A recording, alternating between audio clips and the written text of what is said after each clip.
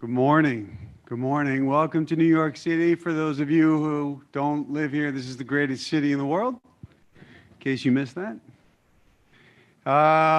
Who better to be here with than somebody that kicks a ton of ass, United Airlines, and many of you probably flew here on, I hope. And I'm really excited to have the chance to speak with you and share your learnings with the rest of the group. Quick 2 seconds on Adform. We're purpose-built ad tech for brands. So now let's get to United Airlines. Maggie, tell us a little bit about yourself.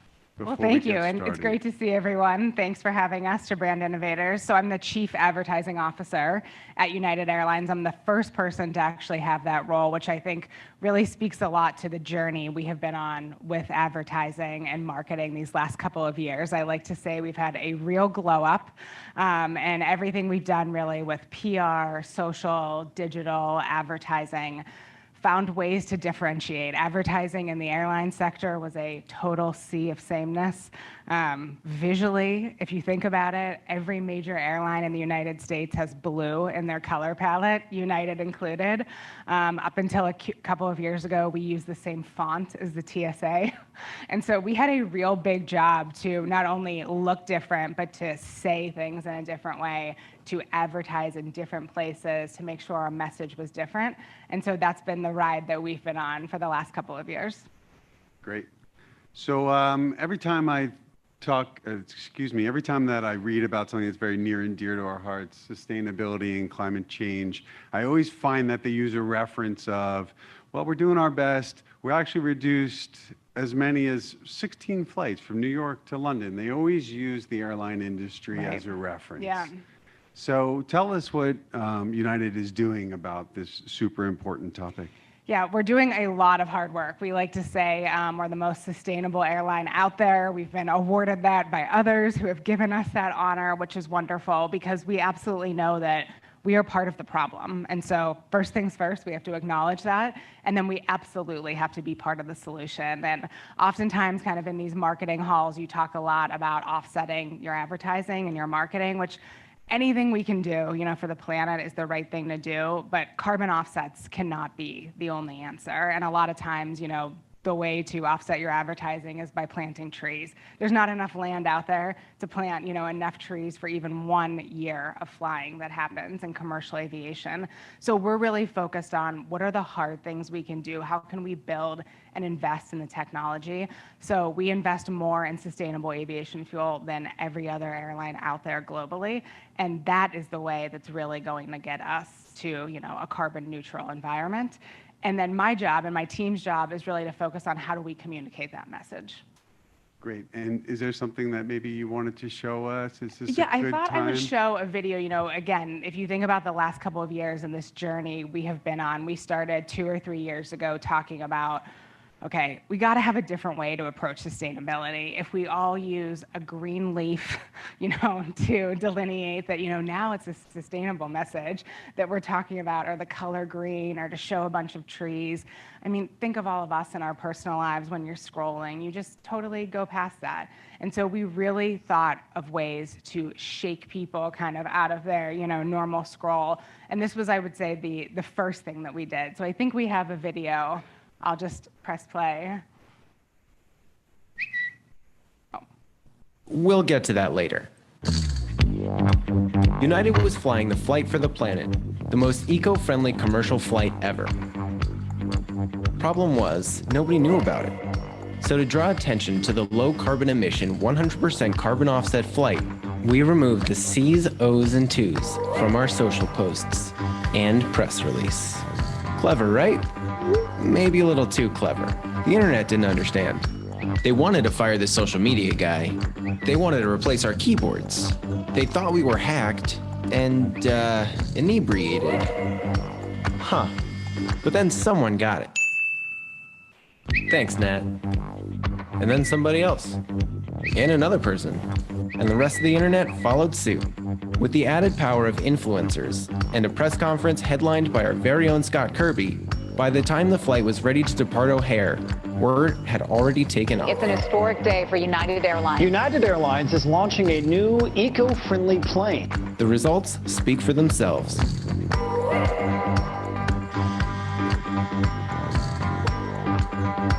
Now, to get back to the beginning, are we okay? We're better than okay. We're soaring. That's good stuff. That's really great.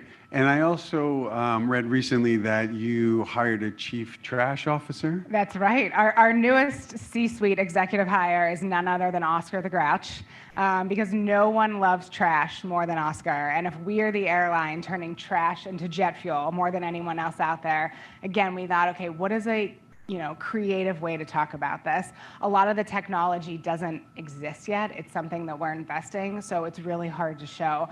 But Oscar has been a wonderful spokesperson to really talk about our ambition and all the different things, trash-wise, that can be turned in, from cooking grease to twigs on the bottom of the forest, and how truly that is how, as an aviation industry, we are going to get to carbon neutral. Yeah, it's awesome. It's a great video. Check it out. It's really funny if you're an Oscar fan. So let's see. United doesn't have an awareness problem, right? So you were founded in 1931 by actual William Boeing of Boeing Airlines, the guys that make the actual airplanes, which is a super interesting fact. So now you have this notion of the idea of good leads the way, and you must have gone through over the past close to 100 years lots of different slogans. What's going on with good leads the way? Walk us through that. That's our latest brand campaign. It launched last year, and the pandemic really helped reset the whole travel industry, as we all know, and really we were able to zig where competitors of ours zagged. If you look at what we did with our aircraft, we didn't retire any. A lot of other airlines did. We actually doubled down and bought a ton of planes at a time when we were losing $40 million a day. So we will take delivery of 800 new planes in the next 10 years. There's some crazy stats about, if you're kind of watching the planes come off of the factory line at Boeing, just how many globally are for United Airlines. We did these amazing investments in the environment. We required all of our employees to get the COVID-19 vaccine. And so we really did things differently. And I think this mantra of doing the right thing was how we approached the pandemic. And so I was really excited as a marketer that, I didn't have to kind of make it up. Sometimes you have to lead with the advertising and really hope that, the company is going to deliver on those aspirations. It was the opposite here. The company was already delivering on doing the right thing. And Good Leads the Way is really our public-facing, articulation of that. And we went back and we did a lot of research, to your point, just how, long we've been around, and we looked in our archives, and we always had this ability to be a real trailblazer. I think we had lost some of that over the years leading up to the pandemic, and certainly had lost that in our advertising and marketing approach. And so we were really empowered to get back to that, front forward leaning leadership position. So we all fly. Who is your target audience? What type of media channels are you finding them at? What's your strategy? What's your media strategy? That is a great question, because to your point, we don't have, an awareness problem.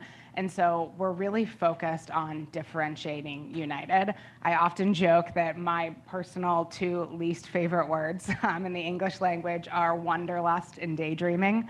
I constantly pitched on, great creative campaigns about wanderlust and going on this big bucket list destination trip, or daydreaming. And I always say, I don't know what daydreaming means anymore. I mean, I think if any of us have a free 5 minutes, we're on TikTok.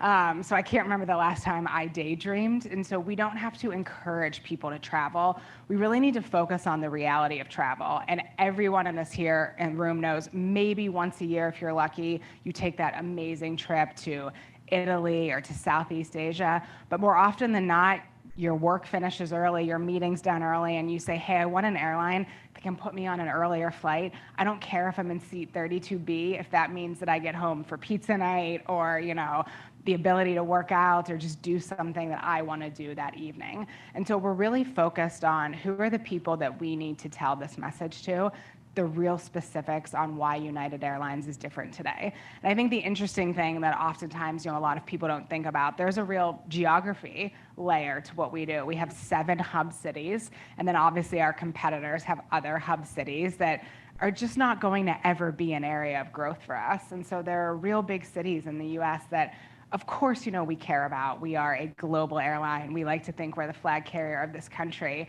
but we have a real job to do in markets like San Francisco, New Jersey, where if you live there, we really are the only game in town, but we want you to feel good about flying us. We don't want you to feel like, well, I'm handcuffed to the loyalty program and my status and my miles are there, so I have no other choice. We want you to, get excited when you tell your Uber driver, Terminal 1, United Airlines. Right. And so are there specific tactics that you do in these geographies that you think are unique or something that could scale nationally? Or are you always going to be focused on the geographical It's strategy? definitely a little both. We have this Good Leads the Way brand campaign that's national, but then we go into specific geos. Denver's a great example. We have some pretty fierce competition in Denver with an airline that's based in Texas, and Denver is, our largest and fastest growing hub. And so we've done a lot of advertising that's specific to that market. We actually did a local Super Bowl spot last year that we made in 2 weeks. We realized we had a really good story to tell in Denver specifically, based on some things that had happened with holiday travel last year. And so we were able to buy very cost effectively, a commercial that ran in Denver and Colorado Springs only. And we've had creative that's specific to that market. And I think really been able to demonstrate our modern and new and evolving tone of voice there specifically with some really fun things we've been able to do head to head with our competition there. Yeah, I was at a Brand Innovators event in Chicago a couple weeks ago, and one of your colleagues had mentioned that you were running digital out of home on top of taxi that said it's only 15 minutes to Newark from here in New York City, as compared to going all the way out to JFK, trying to get more people, right? Trying to reduce that time and bring more value, which is pretty slick. People always think Newark is way further than it actually is, and obviously, if you go to JFK these days, you know that there's a lot going on there construction-wise for like the next 5 years. So we invite everyone to try out Newark. But yeah, it's a great message. We use taxi toppers here that use real-time data wherever that taxi is parked. It will show you the time to Newark, the time to JFK, and we're not really nervous about the time to Newark ever being longer, because it really has never been in the entire time that we've run this campaign, which is a few times now. Yeah, it's really smart. So what data sources are you leveraging for this type of targeting? You had mentioned in our pre-call that there were some unique angles and how you're looking at people who are traveling, and tell us about that. Well, we sit on top of a ton of data. I'm sure like a lot of brands here, but when you really think about all the information you have to give us to fly and to be, TSA and Department of Homeland Security compliant, a lot of people have credit cards for their airline of choice. And so our first party data is incredibly strong, but then we're also able to look at really interesting travel trends. So I think, my favorite recent example, we focused a lot on how much people were flying for the Taylor Swift concert this summer. So we did a lot of data analysis internally to see, okay, she's performing, this weekend in Chicago. What are, normal flights the weekend before and after, and then what bump did we see during her concert? And we're really able to attribute about 100,000 people flying specifically for that on United. So, her movie just came out this past Friday, and so quickly in-house we built a 30-second commercial to run in cinema in our 7 hub cities that has great footage of a United plane flying above the skies of LA, above SoFi, where her concert was filmed. So I think that's a good example of using some of the more interesting data that we sit on top of. Yeah, that's really cool. What about census data? About where people are moving? Are there changes that are going on in the United States that you see ahead of the rest of us? That was, I think, one of the most interesting things during the pandemic, to really see where people were leaving from really big cities when they didn't have to be in the office, and where specifically they were going to. And then unsurprisingly now we see, quarterly flights or monthly flights back to that destination because they have to be back to the office there. And so we've really put a lot of emphasis again on, if they're not flying for business as much anymore, we really used to depend on the business traveler pre-pandemic. That was our core audience. And now it's totally, free swim, I like to say, in the swimming pool. It is a total jump ball. And we have to remember that oftentimes now our customers are flying for leisure travel much more often, and the business travel might be, 10, 25% of the time. Wow, that's amazing. So there's probably microphones circling about if anybody has some question, but I have a couple more. The magic question, we work in a super complicated industry, lots of different opportunities. You have to look at all these things, all these different companies, sources, targeting capabilities. What would you do if you could snap your fingers to change, to make your life easier in your role? I think there's still a lot of work to be done for the speed at which we all can move, both on the media side and on the creative side. You know, we like to say on my team, we're a little bit allergic to the Don Draper, Mad Men, you know, heyday of Madison Avenue era. It just feels like totally not relevant for a lot of what, you know, we all do and work on. And so how can we be much more nimble? How can we get away from presentation decks that have, you know, 30 strategy and setup slides? How can we take a moment like this Taylor Swift example, or building a Super Bowl spot, you know, in a 2-week time, and just really say, this is what's trending right now, this is what people care about, because it's really not about us. It's about all of our customers and our employees and our prospective customers. And so I think we've been able to do a lot of that. I still find when I talk to kind of third-party partners, they tend to say how quickly they can move, and then I think they realize, you know, we can actually sometimes move a lot more quickly than they can. And so how can we stop doing the things that truly do not matter and really focus on the things that do? And I think say goodbye to some of this, you know, history and lore of our sector that just doesn't serve us right now. So you've worked on both the agency side and you've worked on the brand side. What boil it down for us, what the differences are as somebody who wants to go onto the brand side? What did you learn? Great question. I spent all of my career prior to United on the agency side. Most recently before United, I was at Edelman, and United was my client, and that's how I landed up there. I thought it would be a really slow transition, honestly, and it was like that. I mean, just you went one day from being, you know, on the agency side as a counselor, and then to being, you know, the person where the buck really stops with you and you have to make the, you know, decision. I think the biggest thing when I was agency side, don't think I realized how much the client does all day, every day. You know, if a client was unresponsive over email, I would often think, you know, well, why haven't they written back? Or, you know, don't they know that we need to move this forward? You know, the client was my entire day. When you're in-house, you know, the agency is a part of your day, because you oftentimes are working with several agencies, several third-party partners. And so it's really about how you structure that day. Great. Do we have any questions from the audience? There's only 200 of you. Yeah? No?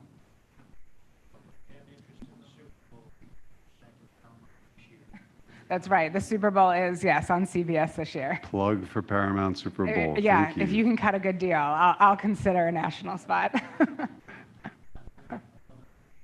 Okay, regional. Yeah, that's the way we're going to go again this year. Strong. Yeah. You had your hand up.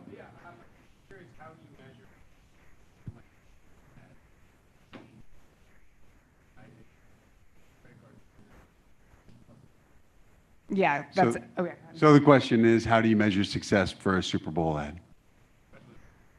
Especially a localized one. Yeah, all the things that you said, you know, we're really looking at searches, and then ultimately are people booking tickets. And in a market like Denver, we're really trying to grow what we call our share of wallet. And so we do have another competitor there. And so we see a ton of people who split, who, you know, maybe fly on them to take the family on vacation, but then fly on us to go on their business trip. How can we just get more of those trips? And so that's something we're constantly monitoring. We put a ton of stock, though, in social buzz. You know, do we hear about this from people locally? You know, was this something creatively that felt effective, that felt like the right tone of voice for the market? Great. Yes, sir. The airline industry seems to be, without a doubt, maybe the most complex business to manage. What don't we see that factors into your job, your decisions? What's going on behind the scenes that are influences for you? Thank you. Great question. I totally agree. When I came to United, I do not think I realized just how complicated. And I know, you know, we all expect a lot out of the companies that we give, you know, money to. And in our case, you give us a lot of money. But sometimes I think about everything that goes into getting 5,000 flights off the ground on any single day and, hurling us all through a metal tube in the air. And then, the Wi-Fi is maybe not as fast as we want. And it's like, just think of, what is happening right now. So I totally appreciate that. I would say as an airline, we are involved in everything going on in this world, whether that is, some of the examples I've mentioned from kind of pop culture and media to more, geopolitical things. We, have had a lot of conversations this last week, obviously what's going on in Israel. And even though, you maybe haven't seen that reflected in our advertising, those are still conversations that, I'm a part of, because I think a lot of the success we've had the last couple of years, we are in lockstep with our communications team. So we've added a bunch of flying to Athens. We are the largest US carrier to Tel Aviv, but our service there is currently suspended. But we've added 6 additional flights over the last several days to Athens, to help get people out who need to and want to travel right now. And so, you don't wake up thinking that that's going to be, all the meetings that you're in that day. And so I would say, airlines are truly involved in everything. We're on the phone with the White House all the time, the State Department. We have really cool resources to use our planes for good. A lot of times we can talk about that, sometimes we can't. And so I would just say, there's a ton going on beyond kind of the fun stuff and the social content and all of that. But great question, thank you. Backing off of that then, can you give any insight then to how much air traffic controllers weigh into your life, what the implications of a non-functioning government could be, et cetera, et cetera? Yes, great question. 100%. We absolutely need our air traffic controllers. We need more of them. And so if you traveled this summer, if you traveled on us or really any airline, things were tough operationally at the start of the summer. And so we're working really hard with the FAA and the Department of Transportation, because there's a total trickle-down effect to what I do. We are only as good as your last flight with United. And so I could have all the great advertising in the world out there, but if you had a flight that was 7 hours delayed and you missed, your first day in Italy on your summer vacation, it's going to take a lot to bring you back from that, in terms of your sentiment. So we are really in close step, and then trying to do our part where we can to be part of the solution. Everyone's probably heard there's a pilot shortage out there. We've been talking about this for years. The country's been talking about this. Do we raise the retirement age of pilots? And we figured finally we have to take matters into our own hands. And so we were the first US airline to open up our own pilot flight training school last year outside of Phoenix, Arizona. And so things like that, I think, is really where we're seeing our influence and power. How can we also be a part of the solution and not just depend on others? Wow. Yes, sir.